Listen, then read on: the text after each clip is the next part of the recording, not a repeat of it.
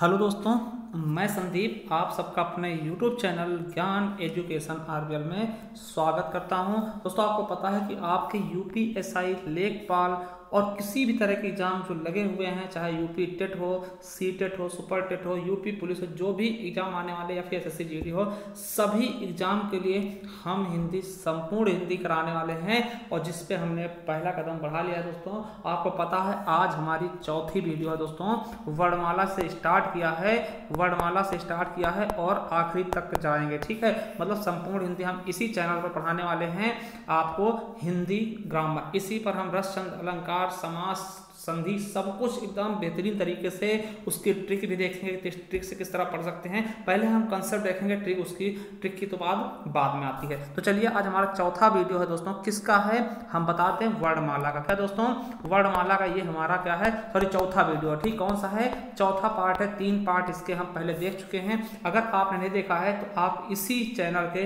Play list में जाइएगा, आपको मिल जाएगा संपूर्ण हिंदी ऑल एग्जाम 2021 के नाम से मिल जाएगा। उसी में एक क्रम से वीडियो लगा दे रहे हैं, वो आप देखते रहिएगा और ये वीडियो धीरे धीरे क्या होगी, इंक्रीज होती रहेंगी। ठीक है, तो चलिए शुरू करते हैं। देखिए, हमने स्वर तक पढ़ लिया था। क्या स्वर तक, अयोगवाद, सब कुछ हमने बेहतरीन पढ़ लिया था। आज हमारा क्या होगा, व्यंजन स्टार्ट होगा। ठीक है, हमने बोला था शब्द के, जैसे हमने देखा था शब्द के 2 भेद होते हैं, स्वर और व्यंजन। स्वर को पढ़ लिया, फिर उसके बाद हमने अयोगवाह भी देख लिया, क्या होते हैं अयोगवाह। ठीक है, अब हम देखेंगे क्या, आज हम व्यंजन देखने वाले हैं। तो चलिए स्टार्ट करते हैं उस। ठीक है, आज हम चौथा वीडियो। तो दोस्तों, हम आज देखने वाले हैं क्या, व्यंजन के बारे में। ठीक है, आपने देखा था कि शब्द के हमने 2 भेद बताए थे। ठीक है, स्वर और व्यंजन, स्वर के बारे में हमने पढ़ लिया है, इसके पहले के 3 वीडियो में बहुत अच्छे से पढ़ा है। आज हम देखने वाले हैं व्यंजन क्या होता है। ठीक है, तो आप उन तीनों वीडियो जरूर देखिएगा। ठीक है, और अपने नोट्स बनाते रहिएगा, क्योंकि हाँ, जब सिलेबस ज़्यादा हो जाएगा फिर आप नहीं बना पाएंगे। इसके धीरे धीरे करते चलते रहिएगा, एक एक स्टेप से। ठीक है, ज़्यादा बड़ी वीडियो हम बनाते नहीं, 10 से 15 मिनट 20 मिनट के अंदर होती है। ठीक, तो आप बहुत जल्द कवर कर सकते हैं। तो चलिए देखते हैं व्यंजन क्या है। ठीक है, तो व्यंजन क्या है, व्यंजन की पहले हम परिभाषा देखेंगे। देखिए, व्यंजन क्या होता है, स्वरों की सहायता से बोले जाने वाले वर्ण को हम क्या कहते हैं, व्यंजन कहते हैं। हमने क्या देखा था, स्वर स्वतंत्र रूप से बोले जाते थे। स्वर किसे कहते हैं, जो स्वतंत्र रूप से बोले जाते थे, जिन्हें ठीक है व्यंजन के बोलने में सहायता दी जाती है, वो स्वर कहते थे। मगर व्यंजन क्या होता है दोस्तों, स्वर की सहायता से बोले जाएंगे। कैसे, देखिए, स्वर की सहायता से बोले जाने वाले वर्णों को हम क्या बोलते हैं, व्यंजन कहते हैं। याद रखेंगे कि बिना स्वर के व्यंजन में कोई अस्तित्व ही नहीं है। क्या दोस्तों, बिना स्वर के व्यंजन का कोई अस्तित्व ही नहीं बचा है दोस्तों। ठीक है, आप याद रखेंगे। अब देखिए, एक चीज और याद रखेंगे, स्वतंत्र जो व्यंजन है दोस्तों, वो स्वतंत्र रूप से बोले नहीं जाते हैं। देखिए, जैसे हम क्या देखते हैं, जैसे एग्जाम्पल देखिए, जैसे हम का बोलते हैं ना, तो का क्या है, का से लेकर ज्ञा तक क्या है, ये क्या है, व्यंजन है। मगर का जो है बिना स्वर के आप नहीं लिख सकते। देखिए, का में क्या है, छोटा आ है। ठीक है, इसी तरह जैसे हम ज्ञा में देखते हैं दोस्तों, ज्ञा में क्या है, जा प्लस इया प्लस छोटा आ। ठीक है, तो इस तरीके से हम क्या देखते हैं, हर एक व्यंजन में स्वर होता है। कौन सा स्वर, छोटे आ वाला। ठीक है, तो हर एक व्यंजन, का बोलते का प्लस आ, का है ना, खा गा, तो आप जैसे ध्वनि निकालेंगे तो आ की ध्वनि जरूर आएगी। तो इसीलिए हम कहते हैं कि स्वर को हम व्यंजन को हम बिना स्वर के नहीं लिख सकते। तो इसीलिए इसकी परिभाषा अपने आप से बना सकते हैं कि स्वरों की सहायता से बोले जाने वाले वर्ण को क्या बोलते हैं, हम व्यंजन कहते हैं। ठीक है, बिल्कुल क्लियर है। जैसे कि हम खा बोले जा, तो खा में क्या है, खा प्लस आ, ऐसे लिखते हैं। ठीक है, जब हम ये हलंत लगाते हैं, इसका मतलब क्या है, उससे हमने मात्रा निकाल दी। ठीक है, अब देखिए, यहां से क्वेश्चन आपके एग्जाम में एक बार पूछा गया था, आपके यूपी पुलिस में। देखिए, नोट क्या है, यदि हम व्यंजन का आधा उच्चारण करते हैं तो व्यंजन के नीचे हलंत चिन्ह का प्रयोग करते हैं। किसका, हलंत चिन्ह का, और हलंत को ही हम हल चिन्ह भी कहते हैं। ये क्वेश्चन पूछा गया था कि व्यंजन को आधा करने के लिए हम किस चिन्ह का प्रयोग करते हैं, तो हलंत चिन्ह का प्रयोग करते हैं या फिर हल का प्रयोग करते हैं। ये आपके यूपीपी में पूछा गया क्वेश्चन। ठीक, तो याद रख लेंगे। और हलंत का चिन्ह क्या होता है, मान लिया हमें किसी चीज को आधा करना है। क्या दोस्तों,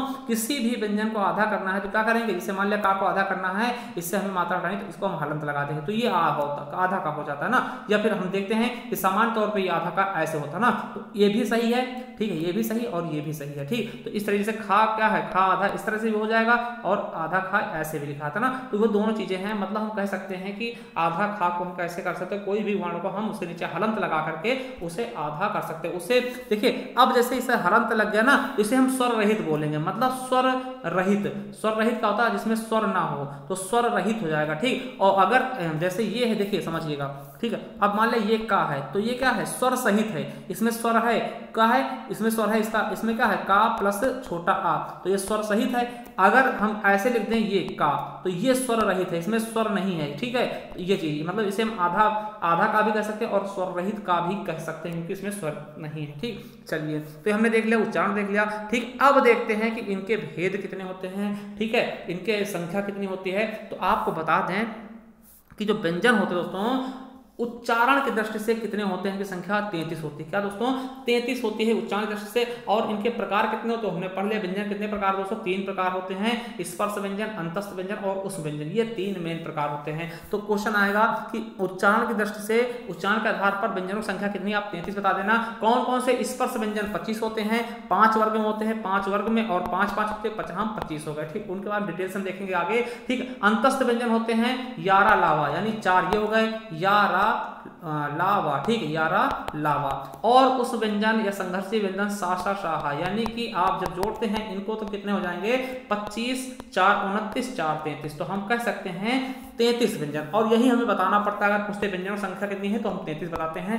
स्वरों की 11 है, टोटल वर्ण कितने हैं? 52 है। तो 52 में भैया तो 44 हुए ना, 33 और 11 44 हुए, तो बाकी और कहां चले गए, यानी बाकी 8 कहां चले गए, तो उनके बारे में भी हमें पढ़ना होगा, ठीक है। अब देखिए, लेखन के आधार पर व्यंजनों की संख्या 39 होती है। क्या दोस्तों? लेखन के आधार पर व्यंजनों की संख्या 39 होती है। अब देखेंगे, देखिए ये तो आपके उच्चारण दृष्टि वाले हो गए, कितने हो गए? 25 स्पर्शी और 4 अंतस्थ और 4 का हो गया उसमें हो गए, ये कितने हो गए? 33 हो गए। अभी और देखेंगे 8। अब देखिए और कहां से आएंगे? 2 हो गए द्विगुण व्यंजन और 2 हो गए संयुक्त व्यंजन। क्या? 2 हो गए द्विगुण व्यंजन, 2 संयुक्त हो गए। और दोस्तों आपने देखा था अनुस्वार विसर्ग, है ना, अयोगवाह 2, तो टोटल हो गए 52, ठीक। तो इस तरीके से टोटल 52 संख्या बन जाती है। 2 अयोगवाह ले लेंगे, ठीक है, और 11 स्वर ले लेंगे, ठीक है, 11 स्वर, तो सब मिला के हो जाएंगे आपके 52 व्यंजन हो जाएंगे, ठीक। तो ये याद रखेंगे, ठीक है। तो कौन कौन से द्विगुण भी पढ़ेंगे, उच्छिष्ट पढ़ेंगे, ठीक है, एक एक चीज पढ़ने वाले, आगत व्यंजन भी पढ़ेंगे, सब कुछ पढ़ेंगे भैया, कुछ छूटेगा ही नहीं। आप एक बार हमसे पढ़ लीजिएगा पूरा वर्णमाला, उसके बाद हमें बताइएगा। चलिए अब देखते हैं दोस्तों, पहला भेद क्या है? पहला भेद देखते हैं स्पर्श व्यंजन।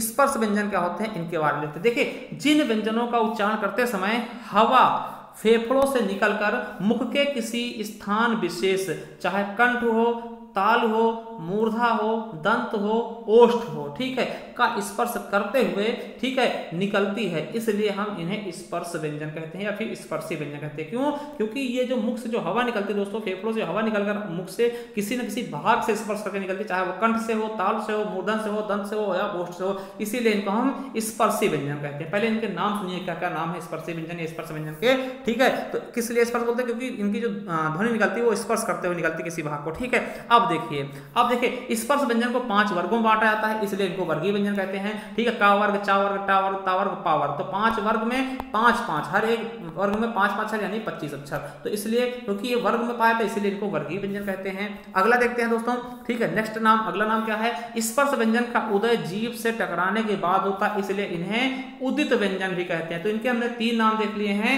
वर्गीय व्यंजन, ठीक है, वर्गीय व्यंजन और उदित व्यंजन और स्पर्शी व्यंजन। क्या? स्पर्शी व्यंजन। तो याद रखेंगे 3 नाम इनके होते हैं, स्पर्शी या स्पर्श व्यंजन भी कह सकते हैं, ठीक, वर्गीय व्यंजन और उदित व्यंजन। उदय होते इसलिए उदित, स्पर्श होकर निकलते इसलिए स्पर्शी, है ना, और वर्ग में होते इसलिए वर्गीय व्यंजन, ठीक। तो आप देख सकते हैं, अब थोड़ा सा देखते हैं कि स्पर्श व्यंजनों की कुल संख्या 25 होती है, जिन्हें 5 वर्गों में बांटा जाता है और प्रत्येक वर्ग में 5-5 व्यंजन होते हैं। देखिए 5 वर्ग में और प्रत्येक वर्ग में 5-5 यानी टोटल 25 हुआ, ठीक है। तो ये चीजें हम जानते हैं। चलिए अब देखते हैं दोस्तों, ये हमारे क्या हैं? स्पर्शी व्यंजन। देखिए कितना अच्छा हमने बनाया है सारणी। क्या? सारणी दोस्तों। चलिए इनमें हम समझने की कोशिश करते हैं कौन कौन से वर्ण हैं, क्या है इनके विषय में, ठीक है, पूरा देखते हैं डिटेल से। देखिए ये हो गए आपके स्पर्शी व्यंजन। देखिए वर्ग कितने हैं? स्पर्शी व्यंजन या फिर वर्गीय व्यंजन कहते हैं कितने वर्ग हैं। आपसे पूछा जाएगा का वर्ग का कौन सा व्यंजन है, तो का वर्ग वाले सारे हो गए ना। और का वर्ग किस उच्चारण स्थान से निकलता है, तो कंठ से। ठीक है, आपसे पूछेंगे कि खा का उच्चारण स्थान क्या है, तो का, खा, गा, घा जितने भी हैं ये, ठीक है, ये सभी किससे हैं, कंठ से। का वाले वर्ग के किससे हैं, कंठ से। चा वाले उसी तरह से हैं, तालव्य से हैं। टा वाले क्या है, मूर्धन्य से हैं। और ता वाले क्या है, दंत हैं। और पा वाले क्या हैं, ओष्ठ से। इनको आप कैसे याद कर सकते हैं, कत मुदौ, किससे, कात मुदाओ। ठीक है, का से क्या हो जाएगा, कंठ हो जाएगा। ता से तालव्य हो जाएगा। मुंह से मूर्धन हो जाएगा। और दा से दंत हो जाएगा। ओ से ओष्ठ हो जाएगा। तो आपको पहली चीज तो ये वर्ग सही क्रम में आने चाहिए, फिर क्रम में गलत हो जाएगा ना, तो याद रखेंगे। ठीक है, अब देखिए क्या सिस्टम है। आपसे पूछ लेंगे कि का वर्ग का उच्चारण स्थान क्या है, तो बता देना कंठ, है ना। मान लिया ता का पूछ लिया तो दंत बता देना। इस तरह से ये उनका उच्चारण स्थान हो गया हर एक उसका। ठीक है, अब देखिए, अब इसमें दो चीजें होती हैं, अघोष होता है, सघोष होता है। पहले अघोष सघोष देखेंगे तो देखिए क्वेश्चन आएगा कि वर्ग के प्रथमा और द्वितीय वर्ण किसके होते हैं, तो अघोष होते हैं। देखिए ये दोनों क्या हैं, अघोष। ये दोनों क्या हैं, अघोष। का, चा, है ना, का, खा, चा, छा, टा, ठा, टा, था, पा, फा, ये क्या है, अघोष है दोस्तों। ठीक है, अब देखते हैं सघोष कौन से हैं, तो सघोष यहां से लेकर के 1, 2, 3, 4 और 5वीं लाइन, ये सब क्या है, सघोष हैं। गा, घा, अंगा, चा, छा, जा, चा, छा, इया, है ना, चा, जा, छा, इया, डा, ढा, अड़ा, दा, धा और ना, बा और भा और मा, ये सब क्या है दोस्तों, सघोष हैं। तो याद कर लेना। देखिए सिंपल सा चीज याद क्या करना है, ठीक, हम भी बताने वाले हैं। अब देखिए अल्पप्राण और महाप्राण भी होते हैं। ठीक है, क्या अल्पप्राण और महाप्राण होते हैं, तो देखिए पहली लाइन अल्पप्राण, ठीक है, फिर दूसरी महाप्राण, फिर अल्पप्राण, फिर महाप्राण, फिर अल्पप्राण ना। शुरुआत अल्पप्राण से होगी, एक एक करके अल्पप्राण, महाप्राण, अल्पप्राण, महाप्राण, है ना। देखिए अल्पप्राण और महाप्राण याद कैसे करेंगे, तो आप इंग्लिश के सेंटेंस याद करेंगे। देखिए जैसे क्या होता है, हम देखते हैं के से क्या होगा, के ए से का होता है, और के एच ए से खा, जिसमें ज्यादा वो चीजें होंगी वो महाप्राण होगा। जैसे जी ए से का, गा, और जी एच ए से, जी एच ए, इसमें ज्यादा अक्षर हो रहा है ना, तो घा हो जाएगा, महा हो जाएगा ना, जिसमें ज्यादा तो एन से आड़ा हो जाएगा। ठीक, तो इस तरीके से देखें, जिनमें कम अक्षर होंगे वो क्या होंगे, आपके अल्पप्राण, और जिनमें ज्यादा हो जाएंगे वो महाप्राण हो जाएंगे। जैसे सी एच ए से क्या होता है, चा होता है, सी डबल एच ए से छा होता है ना, तो इस तरीके से देखेंगे। ठीक है, तो एक लाइन का होगा अल्पप्राण का और दूसरा का होगा महाप्राण, फिर अल्पप्राण, फिर महाप्राण। ठीक है, तो ये चीजें याद रख लेंगे कि मान लिया पूछ लिया कि निम्नलिखित में से अल्पप्राण कौन सा है। ठीक है, निम्नलिखित में से अल्पप्राण कौन सा है, दे दिया गया, खा दे दिया गया, ठीक है, झा दे दिया गया और डा दे दिया गया और डा दे दिया गया, तो आपको पता आना है कौन सा अल्पप्राण। देखिए ये खा का है, महाप्राण है, ये नहीं हो सकता। ठीक है, ये महाप्राण है, ये भी नहीं हो सकता, ये भी नहीं हो सकता, ये हमारा क्या है, अल्पप्राण, तो ये हमारा अल्पप्राण हो जाएगा। तो अल्पप्राण कौन कौन से होंगे, ये वाला होगा, ये वाला होगा, ये वाला होगा। ठीक, इस तरीके से आपको देख लेना। अब देखिए यहीं पर नहीं रुकेगा, वो पूछेगा अघोष अल्पप्राण, तो आपको अघोष ये वाली लाइन है दोनों, है ना, मगर अल्पप्राण की बात करेगा, अघोष अल्पप्राण की बात करेगा, केवल और केवल ये वाली लाइन होगी, क्या, चा, है ना,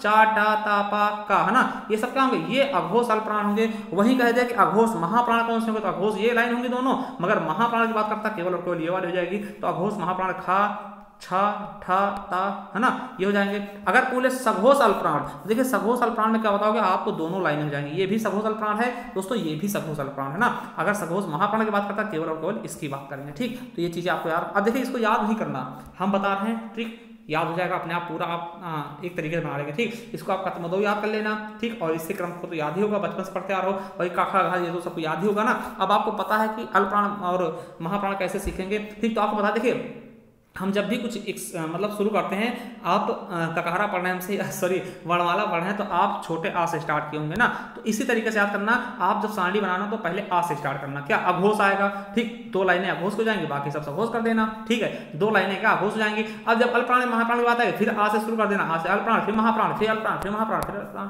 बिल्कुल सही। पहले अघोष होगा, ठीक, 2 लाइनें अघोष कर देना, और फिर बाकी जो बचेंगे 3 लाइनें सघोष कर देना, फिर एक अल्पप्राण कर देना, एक महाप्राण, फिर अल्पप्राण, फिर महाप्राण, फिर अल्पप्राण। तो इस तरीके से आप इसको बना लेना टेबल। तो आपसे जैसे मान लिया मैंने पूछ लिया कि भैया निम्नलिखित में से मतलब कौन कौन से क्या हो जाएंगे, सघोष महाप्राण होंगे, तो सघोष महाप्राण कौन से होंगे, तो आपका तुरंत दिमाग जाएगा, देखिए यहाँ तो सघोष है नहीं इन दोनों में, ये तो गलत हो जाएंगे। अब सघोष यहाँ पे बचे, ये 3 लाइनें सघोष की हैं, तो सघोष में है, मगर महाप्राण पूछा दिए तो अल्पप्राण निकल गए, ये भी अल्पप्राण निकल गए, ये वाली लाइन हो जाएगी सघोष महाप्राण। अब इनमें जो भी अक्षर है, कोई भी सेंटेंस आता तो आप सही कर देंगे। तो इस तरीके से आपको समझना है। अगर फिर भी नहीं समझ में आया तो हमें कमेंट बॉक्स में कमेंट करिएगा कि सर जी नहीं समझ में आया, कुछ अगर डाउट है तो हम कमेंट बॉक्स में कमेंट करिएगा, हम जरूर आपका सोल्यूशन जरूर करेंगे दोस्तों। इसको आप याद कर लेना, किसी तरीके से याद कर लो, बस याद कर लो, कदम दो करके जैसे भी करना है बस याद करना है आपको। और हमने इससे अच्छा तरीका बता दिया, इससे अच्छा तरीका कुछ हो भी नहीं सकता, ठीक, मेरे हिसाब से। आपके हिसाब से है तो आप लोग करते रहिएगा, ठीक है। चलिए कुछ चीजें और देख लेते हैं कि सारणी के अंतिम लाइन को पंचमा अक्षर भी कहते हैं। हमने पता है ये कौन सा होगा, ये वाली अंतिम लाइन है, इसको पंचमा अक्षर कहते हैं, ठीक। और इनका यूज भी हमने बताया था, जैसे एक बार दोबारा सुन लीजिए। जैसे हम मान लिया कि गंगा लिखते, गंगा, ठीक है, गंगा, तो गंगा देखिए ये बिंदी को हम क्या अंगा पढ़ रहे हैं, क्यों पढ़ रहे हैं, देखिए गंगा ऐसे आप पुरानी किताबों में देखेंगे गंगा ऐसे लिखा होगा, ठीक है। तो क्यों पढ़ रहे हैं, देखिए गा के ऊपर बिंदी है, तो गा जो बिंदी के तुरंत बाद जो अक्षर होता है, जिस वर्ग का अक्षर होगा उसी वर्ग का पंचमा अक्षर लग जाता है, ठीक। देखिए गा, जो ये गा आया है, गा किस वर्ग का है, का वर्ग का, का अंतिम वर्ग कौन सा, अंगा, इसको हम अंगा पढ़ेंगे। उसी तरह से इसे पतंजलि देखते हैं, क्या, पतंजलि, तो पतंजलि कहीं कहीं भी देखते हैं ऐसे लिखा होता है ना, पतंजलि, और इसको हम कैसे बिंदी में लिख देते हैं, पतंजलि, तो ये भी क्या हो जाता है, पतंजलि ऐसे लिखा था ना। तो देखिए ये बिंदी क्या है, अब देखिए बिंदी के तुरंत बाद क्या है, जा, तो जा किस वाले में है, इसमें है, तो यानी बिंदी को हम पंचमा अक्षर का बना देंगे, इया बना देंगे, ठीक। तो इस तरीके से इसका यूज होता है। जैसे कंठ का हो गया, तो कंठ में क्या होता है, कंठ दोस्तों है ना, तो ठा किसका है, देखिए ये ऐसे लिखते कंठ को ना, बिंदी लग जाती है, ये लिख देते हैं, तो ठा के बाद देखिए बिंदी के बाद क्या, ठा आया, तो ठा किस वर्ण में, तो इस वर्ण में इसका अंतिम वाला अक्षर लगा देंगे, यानी क्या ये हो जाएगा। इसी तरह से हम, ठीक है, संबंध में क्या होता है, संबंध में क्या होता है, संबंध, देखिए बता चुके वैसे एक बार और जान लीजिए आप लोग कहीं, ठीक है। देखिए सा के बाद, सा के ऊपर बिंदी, मगर बिंदी के बाद कौन सा अक्षर, बा है, तो इस वाले को हम बा वाले वर्ण का पंचमा अक्षर माने, तो ये क्या हो जाएगा, माँ हो जाएगा, तो इसीलिए इसको हम माँ लिख देते हैं। अब देखिए बा वाले पे है, तो इसके बाद धा है, तो धा किस वाले पे है, इस वाले पे है, तो इसका ना पढ़ लें, तो इसीलिए संबंध को इस तरह लिख सकते हैं, ठीक। तो ये पंचमा अक्षर का यूज होता है। तो पंचमा अक्षर क्या होता है, अंतिम अक्षर होता है, जिन्हें हम नासिक व्यंजन भी कहते हैं, हम पढ़ चुके हैं। और एक लाइन और याद रखना दोस्तों, ठीक है, कि जो चा वाली वर्ग है, चा छा जा झा, चा वाली वर्ग है, चा छा झा को हम स्पर्श संघर्षी व्यंजन भी कहते हैं। किसको दोस्तों, ये वाले, इनको हम क्या बोलते हैं, स्पर्श संघर्षी व्यंजन भी कहते हैं। क्या बोलते हैं, देखिए संघर्षी व्यंजन एक अलग हो गए, स्पर्श संघर्षी व्यंजन अलग हो गए, ठीक। संघर्षी या उसमें व्यंजन सासा साहा होते हैं, मगर जहां बात कर ले स्पर्श संघर्षी व्यंजन, तो हम इस वाली लाइन को कहते हैं, ये आप याद रखेंगे, चा छा जा झा को हम स्पर्श संघर्षी व्यंजन भी कहते हैं दोस्तों। तो ये चीजें आपको याद रखनी है बिल्कुल अच्छे से, इन्हें नहीं भूलना है, क्या, इन पे आपको डाउट नहीं होना है, नहीं तो आप परेशान हो जाओ। तो स्पर्श संघर्षी क्या होता है, ठीक है। तो देखिए अब यहाँ पे क्या होगा कि वीडियो आपकी लंबी हो जाएगी, इसलिए हम यहीं पर आज ब्रेक करते हैं। इसके बाद हम नेक्स्ट पार्ट भी देखने वाले इसका, ठीक है। तो चलिए हमारे चैनल से बने रहें, अगर कोई डाउट है तो हमें कमेंट बॉक्स में कमेंट करके बताइएगा, हम जरूर आपकी हेल्प जरूर करेंगे, ठीक है। चलिए तो अब करना क्या है कि हमारे चैनल सब्सक्राइब कर लेना है और प्लेलिस्ट पे जाइएगा, वहाँ पे आपको मिल जाएगा, ठीक। प्लेलिस्ट पे ऑल हिंदी, ठीक है, संपूर्ण हिंदी न्यू बैच करके मिल जाएगा, ऑल एग्जाम 2021 के बैच वो मिल जाएगा, वहाँ पर जाकर के आप देख सकते हो। और हमारे दूसरे चैनल ज्ञान आरबीएल पर आप संपूर्ण हिंदी साहित्य इतिहास पढ़ सकते हैं, इसलिए दोनों के दोनों चैनल आप सब्सक्राइब कर लें और बेल आइकन दबाना मत भूलिएगा। थैंक यू, धन्यवाद।